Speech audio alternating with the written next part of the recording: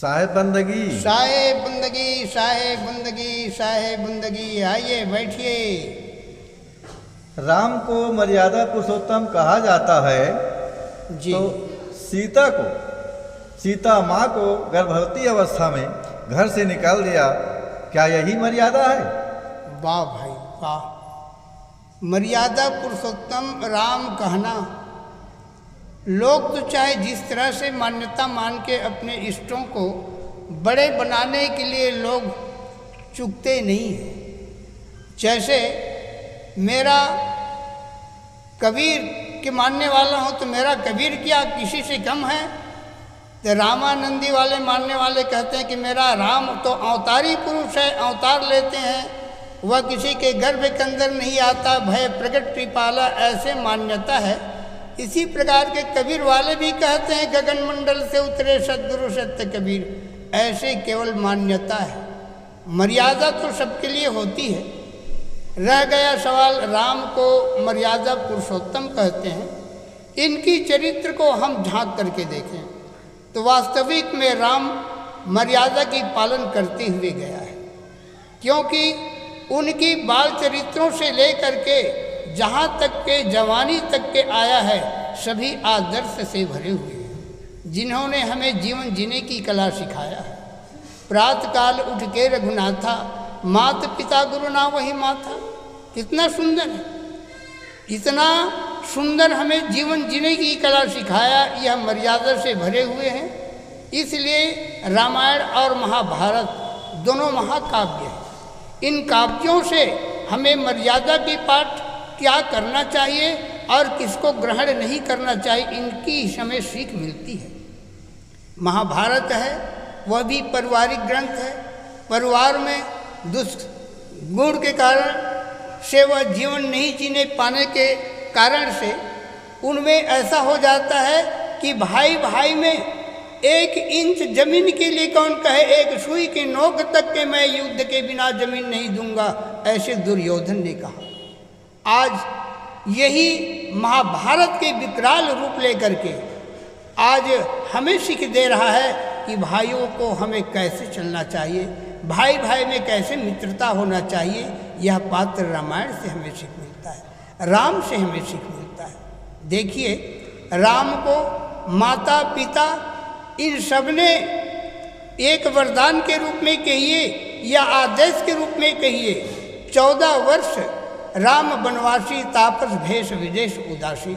विशेष उदासी भेष में राम को 14 वर्ष के लिए वनवास भेजा गया, लेकिन राम हंसते हुए वह स्वीकार किया। यह भी मर्यादा से बंधा हुआ है। अभी किसी आदमी को कहा जाए जिनको राजा बनना था, उसी समय उसको वन अगर भेज दिया जाए तो आज के लोग स्वीकार नहीं करेंगे। यह प्रमाणित देता है कि राम मर्यादा से बंधे हुए थे और तभी स्वीकार किया, और 14 वर्ष विशेष उदासी के रूप में वो वन को चले गए। और उसी समय घर के सुख को त्याग करके पतिव्रता धर्म को पालन करने के लिए सीता भी कितनी बड़ी त्याग की। भाई हो तो लखनलाल जैसे वैराग्य पुरुष होना चाहिए, और लखनलाल सारे सुखों को छोड़ करके राम के साथ 14 वर्ष के लिए तपस्या के लिए वन में दुख संकट झेलने के लिए निकल गया।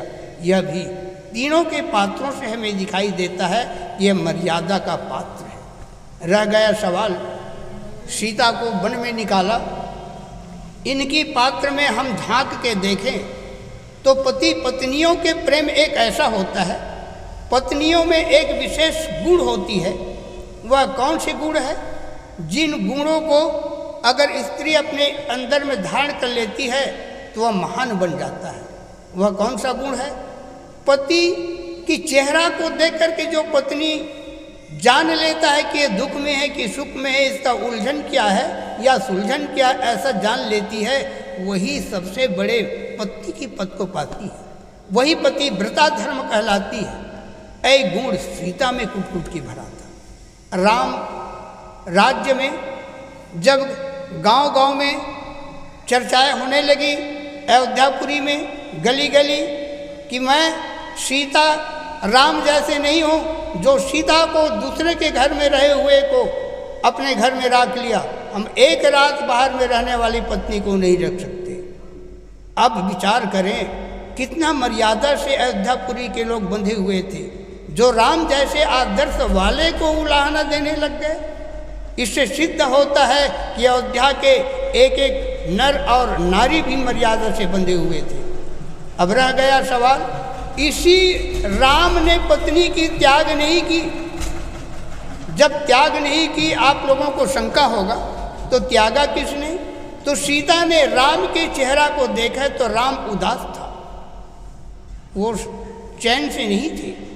सीता उनकी चेहरा को देख करके जान गई, राम से पूछा, लेकिन राम उसको बताए नहीं बताने के कारण से सीता जी अपने गुप्तचर को भेजी और गुप्तचर को भेज करके राम के चेहरा उदास होने के कारण को जानकारी की कि कहा सीता इतने दिन रावण के घर में थे और उनको राम ने रख लिया, हम नहीं रख सकते।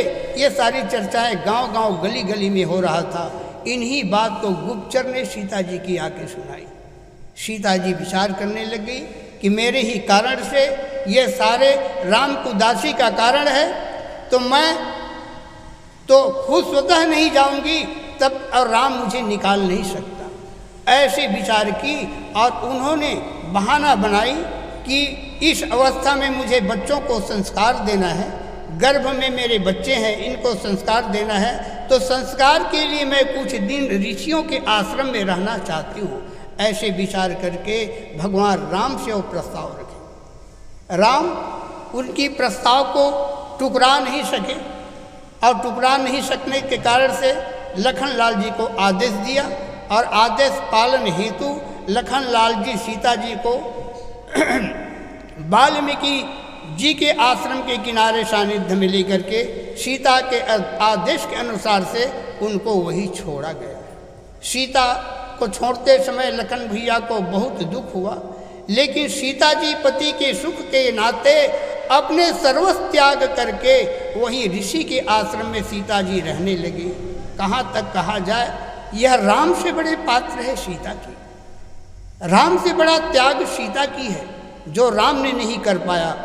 लेकिन ये न भूलें कि राम मर्यादा का पालन नहीं किया, राम मर्यादा का पालन किया, उससे बढ़ के सीता मर्यादा के पालन की और संसार में दिखा दी, माताओं को सीख दे दी कि पति पत्नी को एक शरीर दो शरीर एक आत्मा के रूप में इतना होना चाहिए और ऐसे पति के दुख सुख में भागी ले करके और हमें भी जीवन जी करके अपने जीवन को सार्थक बनाने की हमें सीख दी है। इसलिए रामायण के पात्र से हमें कूट कूट करके ज्ञान जीवन जीने की कला मिलता है। ऐसे हम विचार करें और विचार करके राम को उतना मर्यादा पुरुषोत्तम इसीलिए कहते हैं, वह अपने तरफ से मर्यादा का पालन किया और उससे बढ़ करके सीता जी ने अपनी मर्यादा के पालन के साथ साथ राम की मर्यादा का रक्षा किया। प्रेम से बोलिए सद्गुरुदेव की जय।